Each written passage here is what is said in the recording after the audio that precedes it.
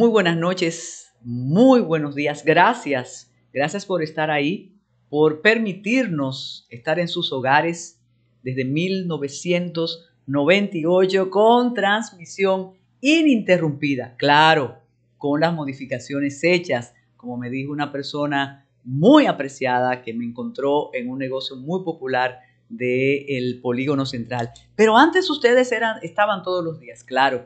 Y después, en la medida que algunos envejecían, algunos se iban, algunos tenían otros proyectos, decidimos estar con ustedes sábado, domingo y lunes. A propósito y de los saludos que hacemos y que ofrecemos todas las semanas y el recordatorio que estamos en el canal de YouTube, tanto de AME, Canal 47, como de Metrópolis, como de Tayana Mora Ramis, su Ready para exportar y su Next. A propósito de todo el tiempo que hemos estado con ustedes desde 1998, me comentaba Carlos Polanco, el director, camarógrafo, estrella, duende de este consorcio, de este canal, don Juan. Él no se lo ha comprado porque no quiere hacer esa inversión ahora, ¿no? Pues miren, un prestante funcionario de la actualidad, un joven funcionario de la actualidad, no voy a decir quién es, pero podría decirlo, estaba interesado en algunos de aquellos programas que hacíamos con ese grupo de políticos jóvenes, dinámicos, de distintos grupos, pertenecientes a distintos grupos políticos. Aquello era estupendo. Don Pedro Ramón López lograba reunir cada semana en un panel aquí, y tanto don Pedro como Violeta Yanguela como nosotros dirigíamos aquellos debates. En algunas ocasiones los debates eran muy feroces, eran muy contundentes. Se trataba entonces de discusiones ideológicas que ya no se producen, y esa persona o una persona muy cercana a ese funcionario decía: ¿y si se podrán conseguir esos programas? Y la verdad que Carlitos buscó, sugirió y me dijo algo realmente contundente. En esa época no existía la tecnología que existe ahora, pero sobre todo el canal no tenía esas facilidades. Posiblemente porque ocurrió también con unos programas estupendos que hacía Sagrada Bujosa Mieses, y ella sí pudo conservarlos usando DVD, pero quizás alguien conserve uno o dos de esos programas. Pero ahí está. Bueno, exacto. Me dice Carlitos que a veces grabábamos encima de esos cassettes. Pero ahí está parte de la historia política contemporánea y de la historia de cada uno de esos jóvenes, hoy ya bastante adultos, que exponían sus ideas semana tras semana en Metrópolis. Y la verdad que siempre ha sido muy satisfactorio para todos nosotros como integrantes de este equipo, y para don Pedro Ramón también, y para Violeta también, y para todos los que participaban. Siempre es de verdad satisfactorio, reitero, saber que quienes participaban y quienes veían el programa valoraban aquello. Solo para que ustedes recuerden, los más jóvenes, le voy a decir algunos nombres de los que siempre estaban aquí cada semana discutiendo, y bueno, mira a Carlitos riéndose porque no era todo color de rosa. De verdad se empeñaban y bueno, trataban de exponer con ímpetu y con certezas propias, cada uno su visión. Entre ellos estaba Guido Gómez Mazara, estaba Leoncio Almanzar, estaba un joven brache estupendo del PRD que creo que después tuvo algunas decepciones con la vida partidaria y se dedicó a la diplomacia. Estaba el creador del término pelerremismo y que ahora gracias al pelerremismo es nuestro embajador en Uruguay. Se ríe Carlitos y don Pedro, nada más y nada menos que el más vehemente entonces, el que creía en la utopía, Fidel Ernesto. Sí, cabeza caliente, pero hoy él se alió al cambio, claro. Estaba José Manuel Guzmán Ibarra, que también desempeñó funciones públicas. Estaba Jaime Aristi Escuder, José Alejandro Ayuso. Bueno, Leticia Ayuso era parte del panel de nosotros. Estaba Eduardo Sanz Lobatón. Eso es lo que estoy recordando, pero aquellas discusiones realmente, tal como me decía la persona, ojalá conservarlas o encontrarlas, porque eran discusiones estupendas, reitero, y cuando se discutía sobre ideología, se hablaba de liderazgo, y ahora se habla de otra cosa y se pretenden otras en la vida política nuestra. De modo que esa es parte de la historia de Metrópolis. Eso es parte de la historia dominicana que hemos hecho aquí, de la historia contemporánea durante todos estos años. Como decíamos en nuestra promoción, y de eso vamos a hablar en el decurso del programa, Mantequilla todavía no se ha derretido, Mantequilla sigue ahí. Se trata del joven Wilkin García Peguero, el mago de las finanzas. Tenemos que comentar con la delicadeza que amerita el desastre, ese accidente terrible en la carretera de Bávaro. Naturalmente vamos a cuidarnos del horror de las imágenes, pero tenemos que decir y tenemos que advertir algo realmente lamentable, dramático, imperdonable. Todas las personas que estaban ahí se refieren a la imprudencia del conductor, a las condiciones penosas también del autobús y a al mal cuido, a la mala atención. Dicen que el 911 no obtemperó, que no aparecían ambulancias. Eso es realmente dramático lo que ahí ocurrió. Realmente lamentamos muchísimo eso.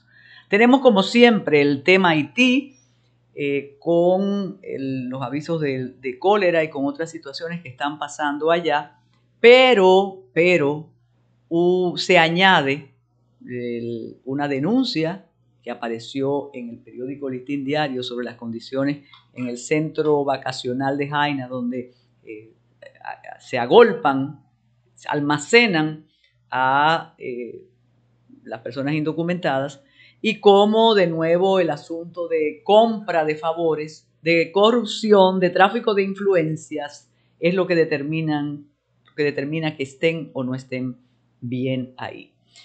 En este segmento de buenas noches, de buenos días, queremos destacar algo que realmente fue muy aleccionador y pasó hace muchos años. Pasó en Chile en el 1988. Chile se encontraba bajo la férula del pinochetismo, represión, muertes, torturas, exilio, pero había decidido o se había pactado hacer un plebiscito para saber si seguía el general Augusto Pinochet un periodo más o si se convocaban elecciones para elegir de manera libérrima a el presidente y la vicepresidenta.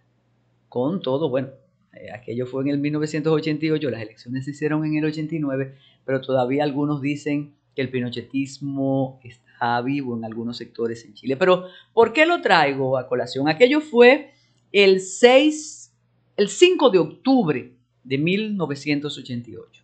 Pero lo importante es, atención a todos los estrategas de comunicación y a los publicistas que nos ven y que aprecian lo que discutimos aquí.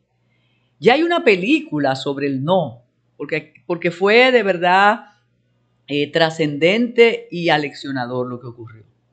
Los encargados de hacer la campaña para el no discutían si hacer algo violento, si hacer el recuento de las muertes, de las torturas, de los exilios, hacer la lista fulano muerto, Perencejo desaparecido, las manos cortadas de Víctor Jara, las mujeres violadas, todo el horror durante la dictadura de Pinochet que está documentado. Ojo, porque eso no es que dijeron, eso está documentado e incluso algunos han logrado llegar a la justicia y a tener sentencias y a cumplirlas. Pero ¿qué decían los más atrevidos? Decían, no, nosotros no podemos hablar de muerte, nosotros no podemos hablar de sangre, de tortura y de represión.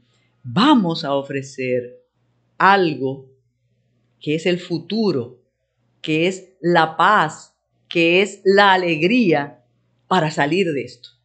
Y así se decidió esa hermosísima campaña que abocó con el triunfo del no. Y lo recuerdo, y cada año, si Esmerlin busca en los archivos, lo recordamos, porque no había redes entonces. En medio de tanta violencia, aquí y en cualquier otra parte del mundo, en medio de tantas agresiones entre personas que aunque vivan en un mismo país, se detestan y quiere uno encima del otro con la descalificación y la injuria, ganar, vencer, imponerse. Esto es bastante aleccionador porque ganó esa campaña de paz, de armonía y de integración. Decía en otro espacio que a mí me recordó mucho y posiblemente, y Freddy Ortiz nos puede decir, pero yo sospecho quién pudo haber hecho la de aquí. Eso me recordó aquello de Joaquín Balaguer es la paz. Salíamos de la guerra con todo y aquello que perseguía a Joaquín Balaguer de haber participado en la tiranía y demás. Aquello de Joaquín Balaguer es la paz logró que Balaguer se quedara durante todo el tiempo que quiso. Así que gracias a Esmerlin Rosario vamos a compartir con ustedes lo que logró que comenzara el fin de la dictadura en Chile. Esa campaña tan hermosa, tan esperanzadora y sin ningún tipo de ofensa. Adelante.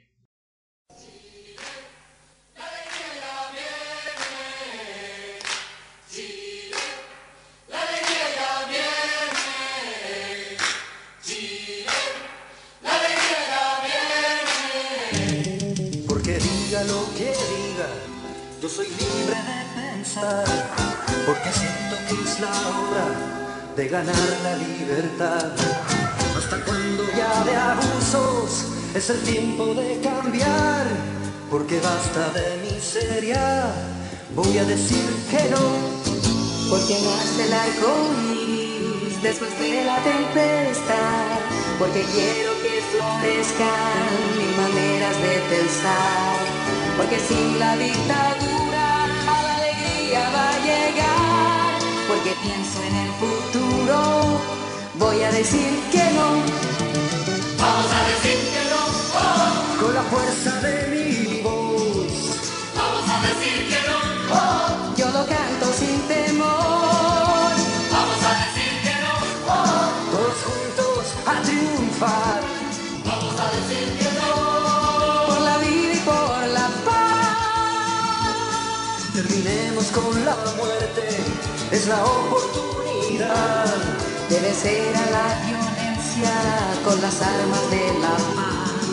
Porque creo que mi patria necesita dignidad. Por el Chile para todos, vamos a decir que no. Vamos a decir que no, oh. Con la fuerza de mi voz. Vamos a decir que no, oh. Yo lo canto sin temor. Vamos a decir que no, oh. Todos juntos a triunfar. Vamos a decir que no. Por la vida y por la paz. Vamos a decir que no. Chile, la alegría ya viene. Chile.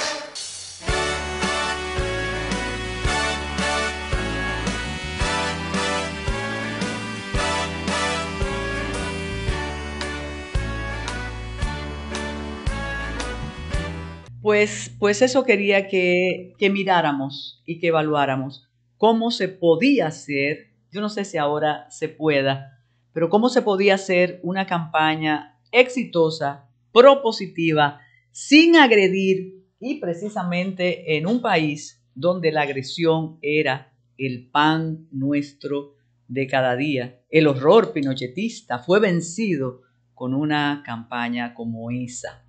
Y ya que estamos en el plano internacional, ahora vamos con el comentario acerca de Brasil, pero quiero aprovechar, y sé que Tayana Mora Ramis también se une a este saludo tan especial.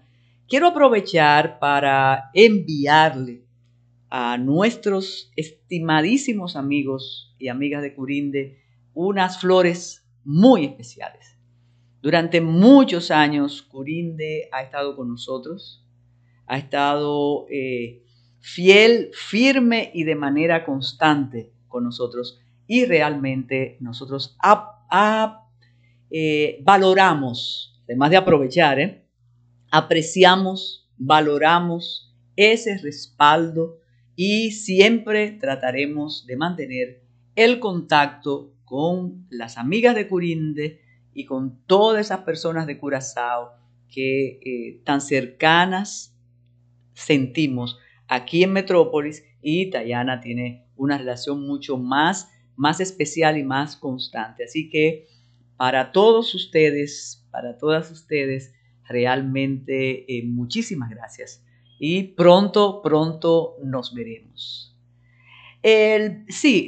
Nos apuntaban sobre las imágenes del accidente. Imagínense ustedes que cuando ocurrió ese accidente en Bávaro, creo que fue el jueves, el reclamo era que llegaran cirujanos para amputaciones. Por eso aquí decidimos vetar algunas de las imágenes por el dramatismo que tienen las mismas e imagino que en medio del optimismo que siempre ha demostrado y muy válido y muy encomiable el ministro de Turismo, se encargará de regular, de instar a la vigilancia de los vehículos que hacen el transporte de turistas, ya que no lo podemos hacer con los vehículos nuestros, ya que la ilusión de Hugo Veras es ilusión, pues por lo menos garanticemos la vida de las personas que vienen a disfrutar de la República Dominicana. Yo sé que es incómodo repetir que las carreteras dominicanas son consideradas carreteras de las más peligrosas del planeta.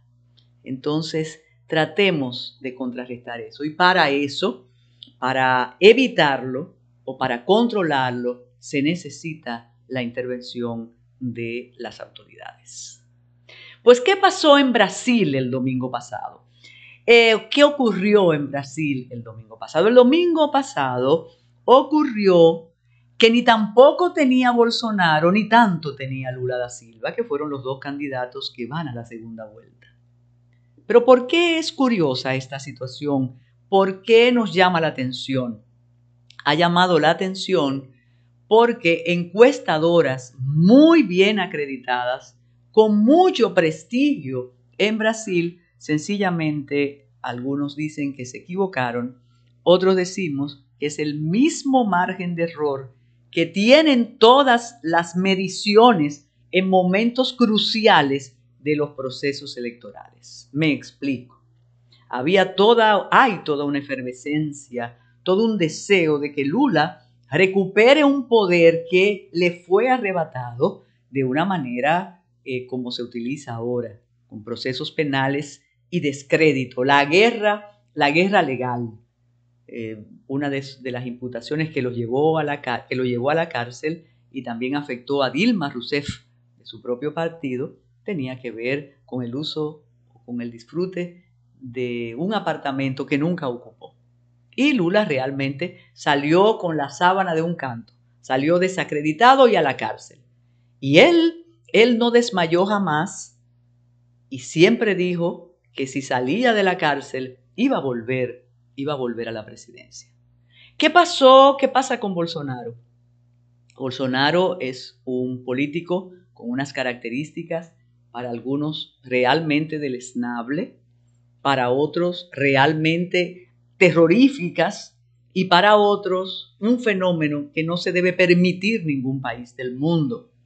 Sin embargo, hay otra parte de la población que asume que un político con las condiciones de Bolsonaro es el político que le garantiza tranquilidad, seguridad, que evita que la izquierda llegue, que garantiza las inversiones, todo lo que también hace Lula, porque Lula, hay un grupo empresarial en Brasil o grupos empresariales en Brasil que también se sienten cercanos a Lula. Pero ¿qué ocurrió? Como la pasión estaba en primer lugar y dependiendo del lugar donde se hiciera la encuesta, bueno, ¿por quién va a votar? Por Bolsonaro. ¿Por quién va a votar? Por Lula.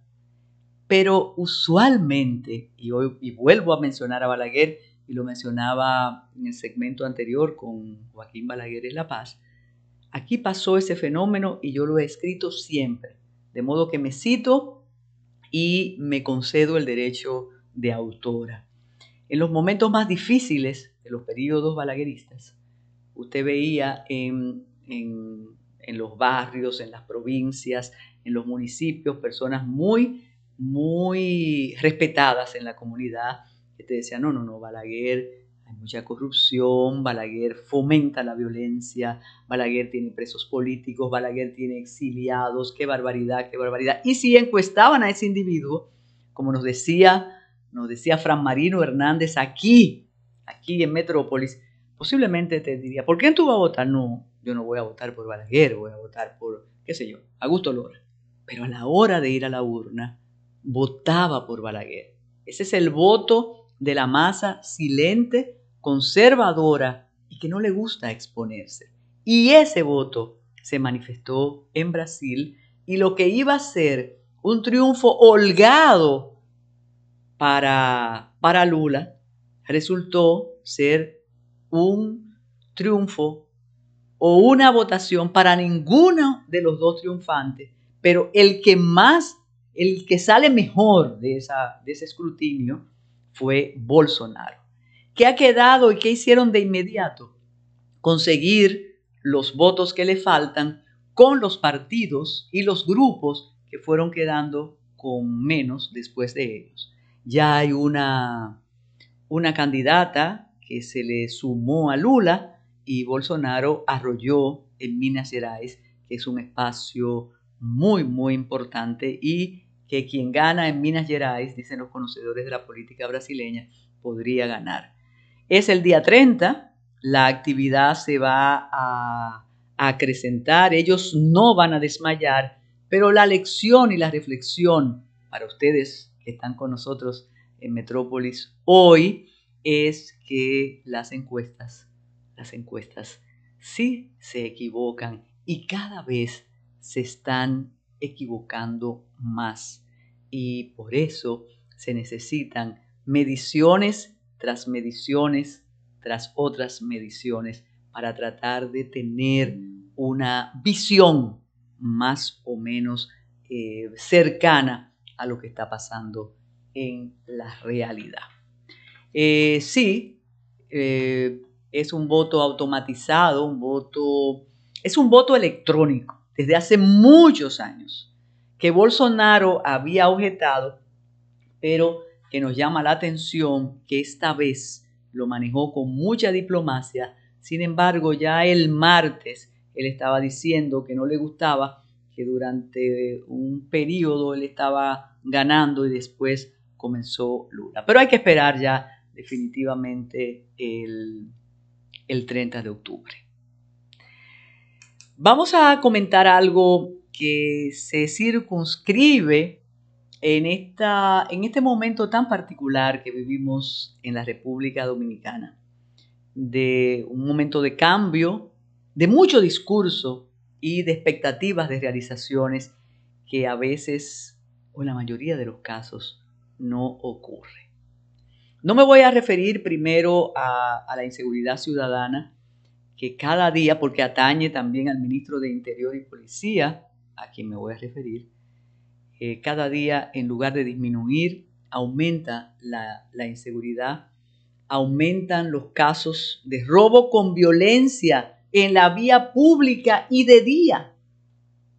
Cada día aumentan los disparos, las agresiones con arma blanca, no en el polígono central solamente. La semana pasada comentábamos lo que ocurrió en un restaurante, un bar, un de todo que hay en Naco, en la Gustavo Mejía Ricard, casi esquina Tiradentes, que por cierto se ha manejado con una delicadeza y una discreción, que ojalá esa naturaleza, esa delicadeza y esa discreción sirviera para manejar otros casos.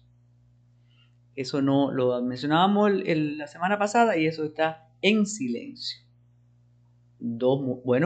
Un muerto ahí en el sitio y otra persona en una situación realmente lamentable. Ahí tenemos una imagen de lo que ocurrió con un guardián del Club Deportivo Naco, un club emblemático del sector Naco. Miren ese señor trabajando, cómo llegan estos muchachos. Pero el detalle es que eso ocurre de día. De día, o sea, no hay ningún temor de que alguien te vea o no te vea, te persiga o no te persiga, como unas imágenes realmente lacerantes de unos muchachos asaltando a otros muchachos en el patio de una escuela en San Cristóbal, que esta vez vamos a dejar tranquilas las escuelas porque lo que está pasando con la violencia en las escuelas es realmente preocupante. Pero volvamos al ministro de Interior y Policía. Miren lo que dijo Jesús Vázquez el 28 de septiembre del año 2021. Fue un periodo muy, muy importante porque el presidente había convocado a todos los políticos, a todos los empresarios, a todas las fuerzas vivas de la nación para exponerle el peligro que representa Haití. Yo iba a decir que representaba, ya no representa, ya es una realidad tener esa cantidad de personas aquí y no tener contertulio del otro lado, porque Haití está controlado por las pandillas y lo dice el primer ministro Ariel Henry, que me imagino que no puede ser catalogado de antihaitiano ni de racista. Entonces, en ese momento, el presidente tuvo una aceptación extraordinaria porque llamó a todo el país para defender la soberanía, para defender la frontera y para tratar de controlar lo que hoy, yo insisto, es incontrolable, que es la llegada de personas indocumentadas y que las empleamos aquí. Porque si no las empleáramos, la situación sería distinta, aunque ya no hay retórica posible. Hay que ver lo que tenemos en nuestras calles, en nuestros campos, en nuestras playas, en nuestras montañas. Entonces, vamos a escuchar lo que dice el ministro en septiembre del 2021. Adelante, Esmerly. De aplicación número 631-11.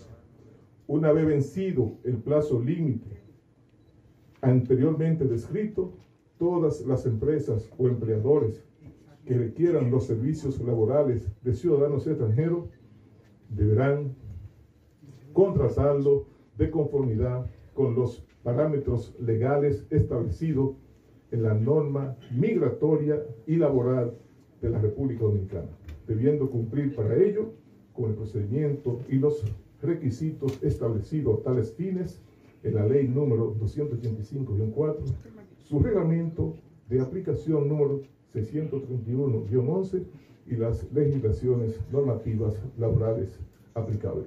Lo que nos llamó la atención primero en ese momento, y así lo comentamos, es cómo un ministro de Interior y Policía dice que le va a dar un chance, una oportunidad a los empleadores para aplicar la ley. Eso es único, eso pasa aquí en la República Dominicana. mira, yo te voy a dar un chancecito para que tú te regularices y vamos a tener en receso el código hasta que tú lo hagas. Ese es un aspecto que cada vez es más frecuente y siempre lo menciono en relación con la ley 5088 de sustancias controladas. Aquí, y Smerlin se rió muchísimo cuando vimos una joven en San Francisco de Macorís, en el barrio Cristo Rey de San Francisco de Macorís, que ella fue a comprar la droga de ese día, pero entonces la asaltaron y ella reclamó el derecho a que le aseguren, a que la preserven cuando ella va a comprar su droga. Pues ella no puede ser asaltada si va a comprar su droga. Eso pasa en nuestro país, en el país de las maravillas. Entonces, el ministro dijo, les voy a dar un chancecito para que ustedes regularicen a sus empleados extranjeros y tienen ahí un plazo de 30 días. Pues mira, pasó, y yo estaba esperándolo, pasó un año y 10 días más y nada ha pasado. Nada ha pasado con esa observación y esa advertencia que hizo el ministro, pero todo está pasando. Todo está pasando y basta recordar la tragedia en la Isabela, Puerto Plata, cuando una persona sin ningún papel, sin ninguna identidad, estaba trabajando en una hacienda y ya había trabajado en otro lugar y el comportamiento había sido absolutamente violento, tal como dice el ex ministro de las Fuerzas Armadas, Soto Jiménez, que era sobrino de una de las víctimas. Entonces, esta persona comete el asesinato, la mutilación, todo, y no lo podemos ubicar porque no sabemos su nombre, no sabemos si tiene cédula, si no tiene, pero algo más. Entra y sale del país con la facilidad que entran y salen miles de ciudadanos del otro lado, como entran y salen miles de parturientas. Solo hay que pagarle a las autoridades dominicanas, solo hay que pagarle a quienes nos cuidan y van a entrar y van a salir. De modo que ojalá alguien, además de nosotros, le recuerde al ministro que le dio, como dice el titular de uno de los periódicos de entonces, un ultimátum a los empresarios, un ultimátum a los industriales, a los hoteleros, a los dueños de edificio, a todos, de restaurante, de café, y no ha ocurrido nada. Por eso, todo lo que tiene que ver con el tema haitiano, para mí, es sencillamente fantasía. Es lo que yo quiero que ustedes crean que yo estoy haciendo, pero la realidad nos da en la cara. Después de esta pausa, vamos a hablar entonces de la emergencia sanitaria que hay en Haití y la imposibilidad para Médicos Sin Fronteras, para la Organización Panamericana de la Salud y para otras agencias que velan y preservan la salud de los menos pudientes, de los desposeídos, la imposibilidad que tienen de entrar a esos lugares donde ya hay contagio para tratar de paliar el padecimiento, porque sí, es cierto que el cólera se puede prevenir, pero si no se previene, cuando lo tienes, sencillamente tu muerte puede ser en pocas horas. Otra pausa, Smerlin.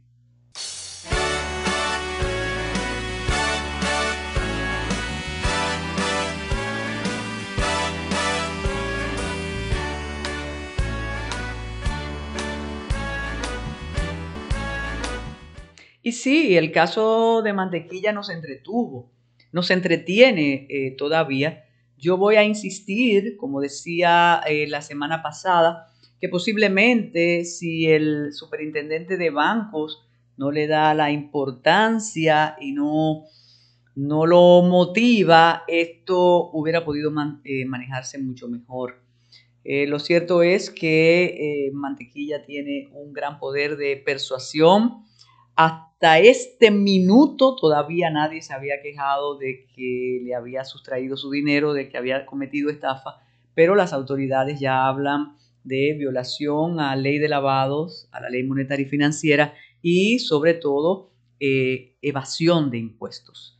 Así que la situación se le complica al joven Mantequilla, primero Dios, después Mantequilla, como decíamos la semana pasada, y que esto sirva, es la ambición, el deseo del dinero fácil, pero que sirva a otros que hacen eso mismo, no hacen la misma bulla que García Peguero y tienen mayor suerte con las autoridades. Quizás también el superintendente de bancos entienda que esas cosas se deben manejar primero fuera de las redes y manejarse de manera institucional para evitar algunos desatinos como lo que está pasando con el manejo de la situación de Mantequilla. Como decíamos, Haití siempre va a estar presente en cada emisión de Metrópolis, en cada emisión de cualquier programa de cualquier día en la República Dominicana y más ahora con esta crisis extraordinaria de salud, de seguridad, económica, de falta de agua, de falta de combustibles. Pero ahora hay una situación que para contrarrestarla no va a valer solamente el discurso de la frontera blindada y de que no tenemos ningún problema y que el presidente nos ofrece la calma y el ministro de Defensa nos dice que no nos preocupemos, porque ahora se trata de una alerta sanitaria. Es una alerta sanitaria y es el primer ministro de Haití, Ariel Henry, que ha dicho que necesitan auxilio, que necesitan agua, que necesitan combustible, que necesitan medicina, que necesitan comida, que las bandas, los pandilleros, tienen secuestrado espacio del territorio y que por eso se impide o no se puede llegar, bueno, a las escuelas, como apunta Carlito, no pueden ir a las escuelas los muchachos, pero por eso es tan difícil ir a contrarrestar o a evitar la propagación del cólera. Que para eso tenemos que tener nosotros mucho cuidado, porque los 15,000 pesos que pagan para entrar y salir, para cruzar por la Jabón, Elías Piña, por los puntos exactos, por los puntos que todos conocemos y que conocen senadores, diputados, alcaldes, directores municipales, pero que en el polígono central eso no se oye, porque aquí hay solo una hipótesis y esa es la que vale. Estamos blindados, no hay problema, la comunidad internacional nos va a ayudar. Entonces, para estos casos, con 15,000, 20,000 o 5,000 pesos, no importa, porque la enfermedad viene contigo. Esa es una enfermedad de la pobreza, esa es una enfermedad del hacinamiento, esa es una enfermedad de falta de agua.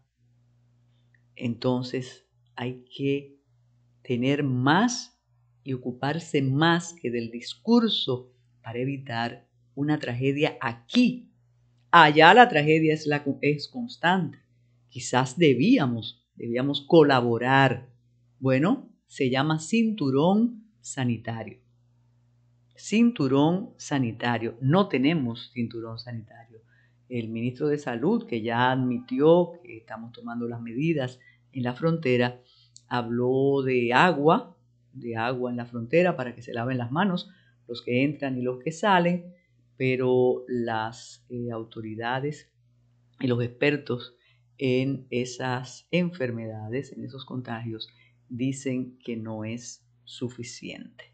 Entonces ese es un elemento extra para la situación en Haití. Y es importante también que el primer ministro sí solicitó a la comunidad internacional ayuda, que es lo que siempre ha solicitado el presidente Luis Abinader, pero que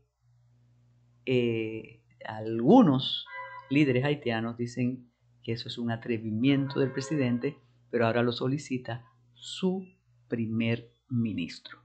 Recuerden que Tayana Mora Ramis está a la espera con su ready para exportar como cada semana aquí en Metrópolis y nosotros seguimos estando con ustedes también como cada día desde el 1998. El tema de educación se nos queda, pero como no se va a resolver por ahora, será tema la semana próxima. Es lamentable el estado de deterioro de nuestras escuelas, es lamentable lo que está pasando con el desayuno, la merienda escolar. Recuerden que no se puede hablar de nada del pasado porque todo era un horror, pero antes no teníamos ese inconveniente. Y la verdad que la decisión del presidente de encargar una auditoría para la nómina del Ministerio de Educación, algunos han entendido que es para el pasado, no para la nómina de Fulcar, entonces vamos a estar en lo mismo. Y sí, sigue el silencio con el caso de los legisladores que están siendo investigados por narcotráfico. Eso no preocupa a las personas que se encargan del equilibrio en la República Dominicana. De modo que una pausa y ahí viene Tayana Mora Ramis con su Ready para exportar.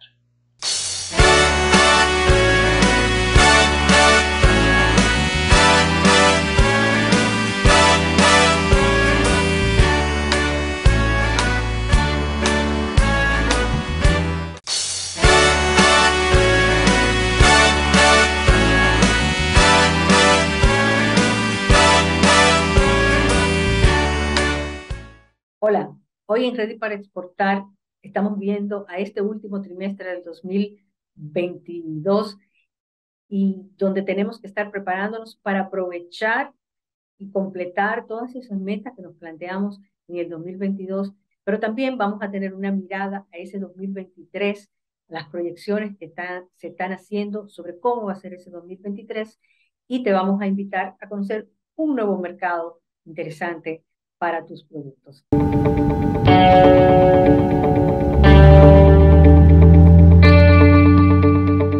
Ya entramos al último trimestre del 2022. Esto quiere decir que tenemos que revisar cuáles son esas perspectivas que teníamos para el 2022 a nivel de nuestras empresas, también lo personal, pero sobre todo vamos a hablar a nivel de las empresas. Logramos entrar a los mercados que queríamos entrar, hemos crecido en el mercado local, en el mercado de exportación, y si no lo hemos hecho, ¿cómo podemos aprovechar estos meses que nos quedan de fin de año, que es la época navideña, la época del Black Friday, la época en el que podemos, dependiendo del bien o del servicio que estemos ofreciendo, podemos incrementar nuestras ventas? Lo que nos dicen los estudios y las proyecciones es que hay muchos compradores que están en línea, compradores aún en nuestro país, pero sobre todo en los mercados a los cuales nos dirigimos. Es verdad que cada vez más las grandes tiendas como Amazon han hecho especiales, por ejemplo, en julio para captar parte de ese público y de hecho lo hicieron. Los datos nos dicen que un cuarto de la población ya compró los regalos para Navidad. Pero queda ese de casi 75% que todavía va a buscar oportunidades, tanto cerca del Black Friday como en la temporada navideña. Y ahí es donde los productos dominicanos que puedan ofrecer una alternativa interesante de regalo para esa época o que pueda poner ofertas interesantes para las personas regalarse a sí mismas, desde entrenamientos, coaching, consultorías, hasta los productos de nuestra artesanía, de nuestros chocolates, de nuestra ropa de diseñador. Hay muchas oportunidades. Lo que tenemos es que tener una presencia online que haga que ese cliente que se interese pueda fácilmente comprarnos online. Hay cada vez más apps que tienen tanto los bancos como las fintech que están a disposición de los que quieren vender online o de manera móvil. Por lo tanto, hay que aprovechar esos instrumentos para hacerle la vida más fácil a ese consumidor que nos quiere comprar. Si nuestro público, por ejemplo, es de un producto nostálgico, típico dominicano, único, y queremos ofrecérselo a la diáspora, que no solamente está en el área de Nueva York o el este de los Estados Unidos, sino que está dispersa por muchas partes del mundo. Tenemos que tener dos cosas, además de un buen producto y de unas fotografías o videos atractivos y de una buena presencia online, ya sea que tengamos una página web o que lo hagamos directamente desde las redes. Debemos también hacer fácil que se le entregue a tiempo el producto y que se pueda pagar fácilmente. Que no sea que mándeme tu dato y entonces una transferencia. Así. O sea, ya el consumidor que puede comprar en Amazon con un simple clic quiere este tipo de facilidades cuando busca alternativas. Y lo que nos dicen las estadísticas es que sí están buscando alternativas de compra, productos nuevos, eh, y están navegando más allá de los grandes vendedores como Amazon, como Shopify. eh, Ahora Walmart también entra agresivamente a las ventas en líneas, pero hay muchos que están buscando ese regalo especializado, esa idea. Un dominicano que viva afuera, que tenga nostalgia de su país, va a buscar dónde puedo encontrar un regalo bonito, interesante. Entonces, no es solamente voy a vender las tazas decoradas, pero si pongo la taza con un buen café artesanal dominicano, pues hago un paquete más atractivo a ese consumidor.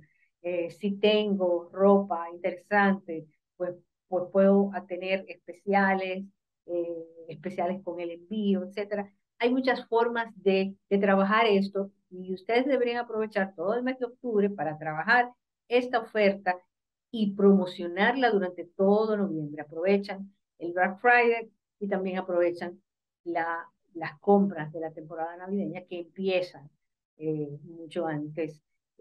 Ya después de Halloween, pues obviamente la gente ya pone su atención en lo que viene y ahí es donde debemos aprovechar esos patrones de consumo y debemos hacérselo más fácil. Es, Hay muchas opciones de distribución en el mercado de Estados Unidos, que es el principal mercado de compras online en el mundo, pero también podemos pensar cómo lo vamos a hacer llegar, si el pedido es de Europa, si hay un dominicano en Alaska o un dominicano en Australia que me pide un producto, cómo se lo voy a hacer llegar. Tengo acuerdos, sé cómo está funcionando el correo, o cómo lo voy a hacer llegar. Voy a tener un centro de distribución en Miami o en cualquier otro punto. ¿Cómo puedo hacerle la vida más fácil al que compra online? La empresa que haga esto va a tener una ventaja sobre las empresas que están todavía pensando en la fórmula tradicional de venta. Voy a conseguir un vendedor, un distribuidor, ese distribuidor va a distribuir mis productos. La tendencia es, aún los que trabajamos a través de distribuidores, debemos tener un canal digital para vender directamente a los consumidores. Nos sirve de fuente de información, de estudio de mercado, que prefiere, que no prefiere. Ese consumidor nos permite interactuar directamente con ese consumidor y apoyar, en el caso de que tengamos un distribuidor en el mercado, apoyar al distribuidor en el mercado para, para aumentar nuestras ventas. O sea, siempre es positivo invertir en un canal digital y hacerle la vida más fácil. Hay empresas, por ejemplo, que tienen un canal de venta si tienen Facebook en Facebook, si tienen Instagram en Instagram, lo tienen a través de su propio website. O sea que hay muchas maneras hoy en día y por supuesto también ustedes pueden estar dentro de ya esas plataformas establecidas porque tienen mucho tráfico, como Amazon, como Shopify. Pero lo importante es tener esa presencia, esa alternativa, de si a alguien le gusta mi producto para el pelo, yo lo o me parece interesante todo lo que me están diciendo que puede hacer ese producto y yo lo quiero pedir, pues que tengan la opción de pedir eh, online y lo que nosotros tenemos que hacer es tener en esa tienda online la facilidad de, si me compró el champú, le ofrezco el acondicionador a mitad de precio, o le junto el champú y el acondicionador para que lo compren juntos, o el producto para texturizar, etcétera. O sea que lo que tenemos es que aplicarnos y lo que vendemos servicios igual, tenemos que pensar qué puedo yo ofrecer para ayudar a mi cliente, a una empresa o a un individuo a navegar estos tiempos difíciles. ¿Qué entrenamiento puedo ofrecer? ¿Qué apoyo puedo ofrecer que la gente esté dispuesta a comprar? Ya entramos en la época en la que la gente empieza a cuestionarse cómo fue este año, cómo será el próximo, y todos los productos que los ayuden y servicios que los ayuden a planificar mejor su presupuesto, la estrategia de su empresa, porque ahora vamos a ver en el próximo pequeño segmento sobre cuáles son esas proyecciones que la Organización Mundial del Comercio acaba de lanzar sobre la economía en este año y en el 2020. La directora general de la OMC, de la Organización Mundial del Comercio, eh, lanzó en esta semana la nueva proyección del el comercio mundial para el 2023 y no son muy positivas. Se estima que este año vamos a terminar entre un 2.8, un 3.5, o sea, todavía hay crecimiento de la economía, de la reactivación de muchos países después de la pandemia, empiezan a bajar los precios de los fletes desde China. Entonces hay un respirito que en los viajes han aumentado, la gente empezó a viajar, ya no le tenemos tanto miedo al COVID y entonces hay una reactivación económica en todos los países, unos más, unos menos. Pero la OMC nos está diciendo que por muchos factores se prevé que en el 2023 crezcamos apenas un 1%. Esto varía de acuerdo a las regiones, pero nuestra América Latina y Caribe no tiene las mejores perspectivas. República Dominicana todavía, según nuestro Banco Central, sí espera que terminemos en un 5.5 y que sigamos creciendo más o menos igual para el 2023.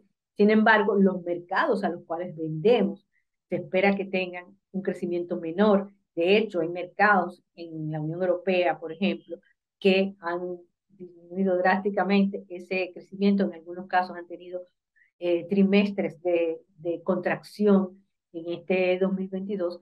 Por lo tanto, tenemos que preocuparnos en lo que pueda pasar, lo que está pasando en los mercados a los cuales tenemos acceso preferenciales, que son los principales mercados de nuestro país.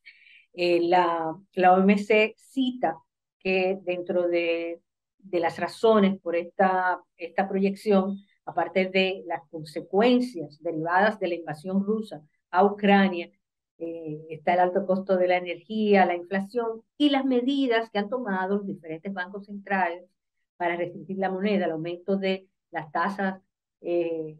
de las tasas en casi todos los bancos centrales del mundo, y eso pues hace que frene la inflación, pero también frena la economía. Y entonces, eh, en general, como decimos, hay países con características específicas que se van a ver más afectados que otros, pero en general todos los países a los cuales exportamos van a tener una desaceleración del crecimiento que hemos visto del 2021-2022. La directora de la OMC nos advierte que a pesar de esa proyección, tratemos que los países no tomen demasiadas medidas restrictivas, que a veces tendemos a tratar de proteger al productor local. Entonces, para proteger al productor local, cerramos nuestras puertas, interrumpimos cadenas de suministros y eso afecta a la corta y a la larga va a afectar a nuestras economías y a la economía mundial en general. La directora nos habla de que necesitamos una base para producir bienes y servicios más profunda, más diversificada y menos concentrada. Entonces, las medidas, no podemos estar viviendo constantemente solo de subsidios y de medidas de emergencia para apoyar un sector y otro. Necesitamos sectores productivos que se enfoquen en cómo voy a competir en este panorama donde diferentes mercados van a tener comportamientos que van a hacer que tal vez mis ventas disminuyan en esos mercados metas. ¿Cómo puedo hacer para enfrentar esos retos y diversificarme? Y esa es una de las cosas que tenemos que hacer en este 2023. 2022, lo que queda del 2022 y para el 2023. Más diversificación de nuestros productos y servicios, más diversificación en los mercados donde van nuestras exportaciones y más eh, diversificación en los modelos de negocios, es decir, no apostemos solamente a una solución, sino que tengamos varias posibilidades. Bueno, voy a vender online, pero también tengo mi importador que me ve, también tengo el mercado local. ¿Cómo puedo hacer? ¿Cómo me diversifico? De manera que tenga entradas diferentes que me mantengan mi flujo de caja, pero sobre todo que me mantengan en crecimiento. Un mercado va a bajar, pero hay otro que se va a mantener y eso puede hacer que nos mantengamos en los mercados. Por ejemplo, el mercado del Caribe es un mercado que sufre con temas de acceso a los alimentos, importa mucho todo lo que consume, más de 6.000 millones de dólares al año en alimentos y bebidas, y por estos factores, un reciente estudio de CARICOM hablaba de que hay casi 2 millones de personas que han sufrido problemas alimentarios o limitantes alimentarios en los países de la CARICOM. Por lo tanto, es importante saber que mercados como ese siempre van a estar demandando productos. Entonces, bueno, si Europa me está comprando menos, existe la posibilidad de vender ese producto en otro lugar, en Centroamérica, en el Caribe. Ese es el tipo de mirada estratégica que tenemos que dar para nuestros productos en este 2020, en lo que queda de este 2022. Y hablando de diversificación de mercado, no queremos terminar el programa sin invitarlos a participar en un webinario que vamos a tener este jueves 13 de octubre a las 10 a.m. en semipresencial. Puede ser en el local de ADOEXPO, la Asociación Dominicana de Exportadores, en el Sánchez Julieta, o se pueden conectar directamente online. Este seminario se hace en colaboración con el Suriname Business Forum y con la Embajada Dominicana en Trinidad y Tobago, que también es concurrente con Suriname y con el apoyo de NEX. Así que los esperamos este jueves 13 de octubre a las 10 en el seminario Oportunidades de hacer negocios con Suriname.